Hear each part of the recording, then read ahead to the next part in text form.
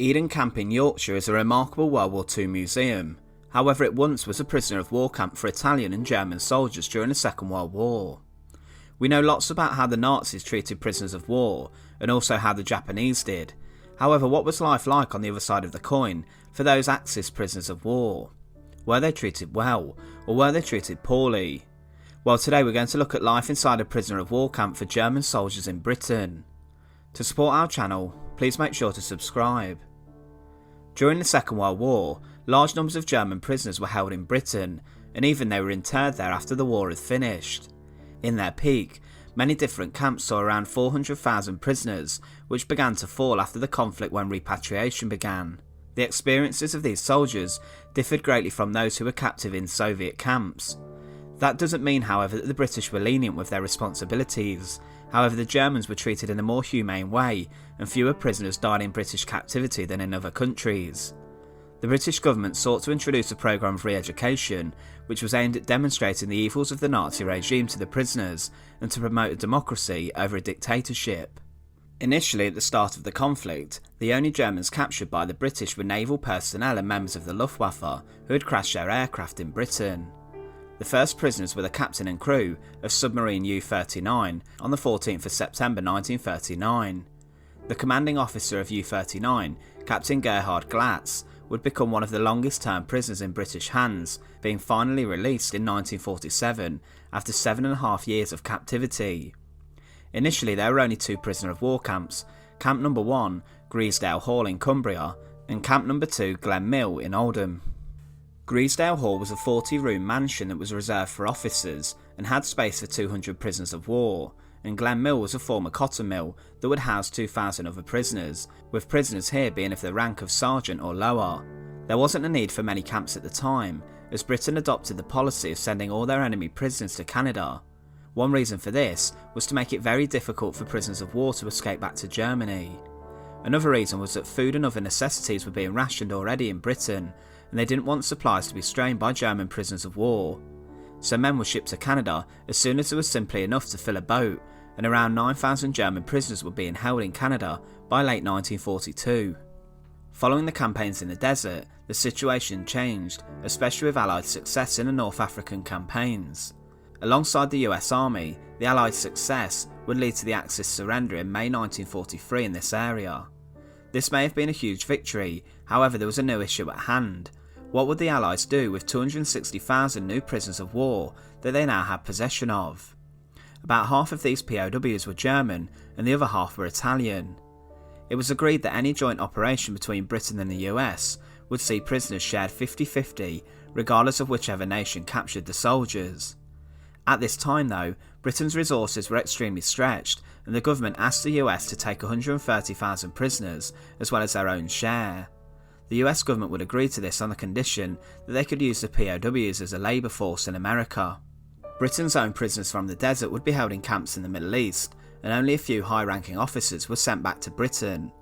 The Italian prisoners were also transported back to the UK, where they were held in a newly built network of camps. In fact, some of these POWs would actually build their own camps. They were then used in agriculture and mobilised as a workforce. Numbers of POWs increased even more as the invasion of Normandy took place, and after D-Day, German troops would be rounded up and transported then back to Britain.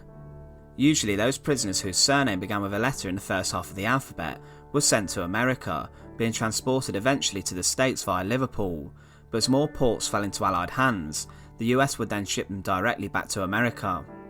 Those prisoners with a surname beginning in the second half of the alphabet were transported to the UK, then taken to transit camps for interrogation, and then sent into a network of now several hundred camps built all around the nation. Many of these, as mentioned before, had been built by the Italians, but as many of these were being repatriated, the Germans would then go on to live in these camps that had been vacated. As the Allies gained more territory, they would begin to set up POW camps in foreign territory, for example in Belgium. These weren't the greatest in terms of their conditions and were extremely harsh. Chances are that the Guards had been influenced in their treatment of the Germans by what they had seen in terms of combat against the Wehrmacht. These camps would be shut down with all prisoners being transferred to Britain by late July 1946. It was at this time where the largest number of German POWs arrived in Britain. But what were conditions inside the camp like? Well, if we compare them with camps in the Soviet Union and the east and southeast of Europe, then Germans imprisoned in Britain were incredibly lucky. The Soviet Union's camps saw a fatality rate of almost 35% for its over 3 million German POWs, with Britain seeing just a 0.03 fatality rate for its 3.6 million prisoners. German POWs in the UK were graded in terms of their feelings towards Hitler and the Nazis. This would then lead to different soldiers being sent to different camps based on their Nazi sentiment. Obviously, the more pro-Nazi camps would be much stricter. The grades are as followed. Grade A or white was considered anti-Nazi. Grade B was that they had less clear feelings or weren't as reliable as Grade A prisoners. Grade C or black was that they had Nazi feelings, and Grade C+, also black, meant that prisoners were deemed to be ardent Nazis. In terms of conditions, it was rather good for prisoners in Britain. Some camps were considered less strict than others across the nation, such as at Eden Camp. The prisoners had more modern conveniences than other camps, and their living quarters were better. The camps which dealt with more ardent Nazis would be much stricter, and would in fact place more stress on re-educating.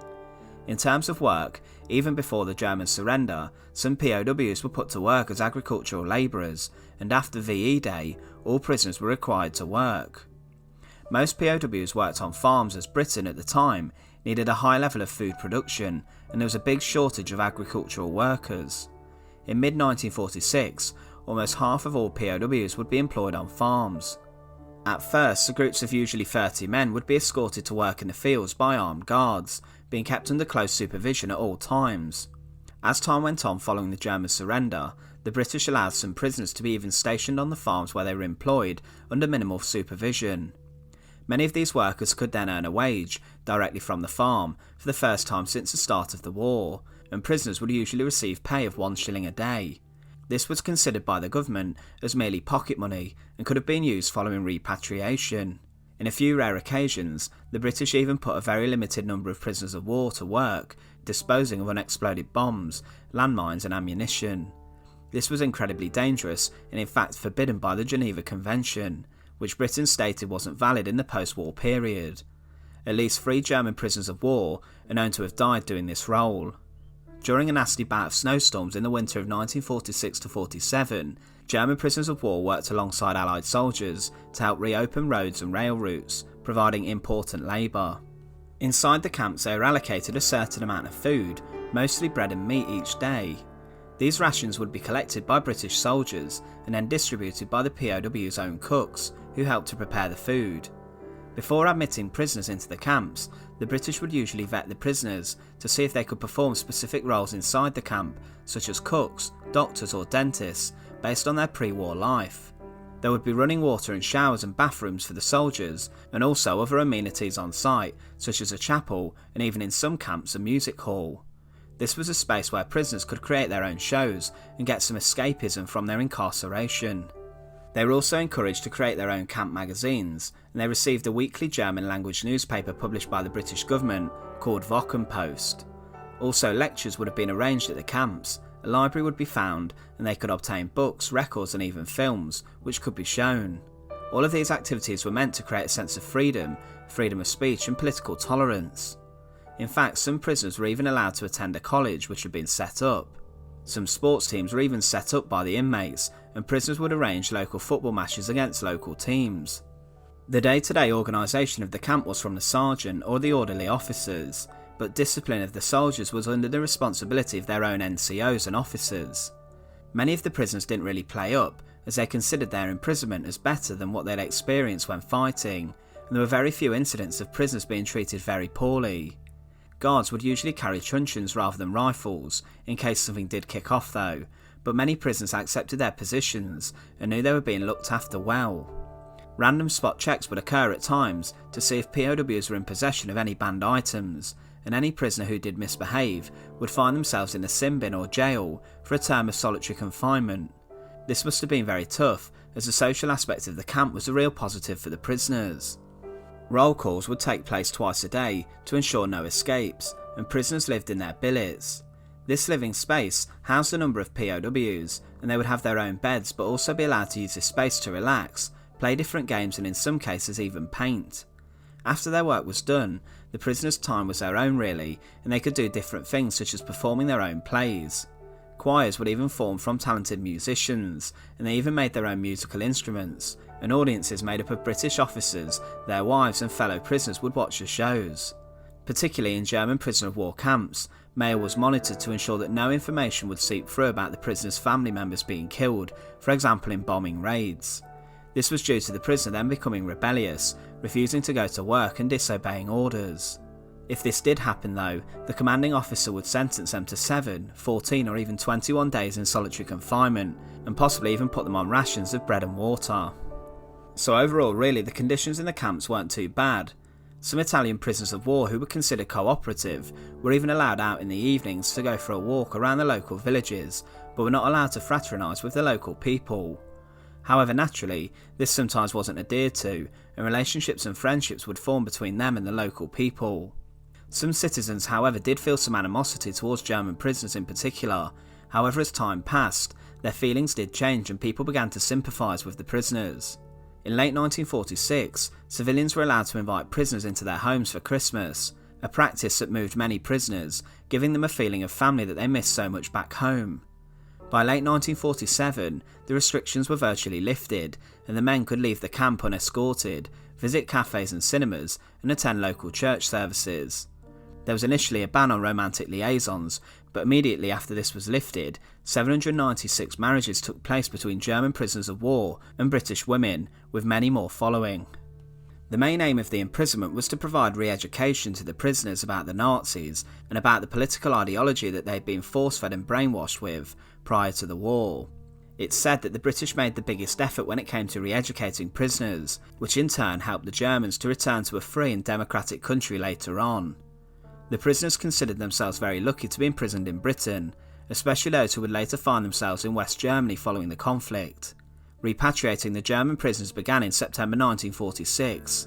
The decision to do this was delayed due to Britain's need for a workforce to rebuild the country and work on the farms, because of the collapse of the German economy, and also because they had to repatriate Italian prisoners of war first, following them switching sides. Most of the men had been returned to Germany by the latter part of 1948. A significant number of POWs were reluctant to return to Germany, and Britain did introduce a scheme allowing them to stay on as civilian workers, and around 25,000 of these men were accepted. So in terms of conditions inside a prisoner of war camp in Britain, they were excellent compared with other camps in other nations. The most important thing was to re-educate, and the POWs on the whole were treated with respect and were allowed to socialise with each other. Although working on a farm would be difficult at times, the fact that the prisoners managed to get their own time in the evenings was key to their well-being and productivity. They were allowed a more significant degree of freedom than in other camps, and in a sense were a much-needed workforce for Britain. If a prisoner did find himself imprisoned in Britain though, they must have felt lucky, as they could have very easily ended up in a Soviet camp, which believe me, was much more brutal. Once again, thanks for watching. To support our channel, please make sure to subscribe. Once again, thank you for watching.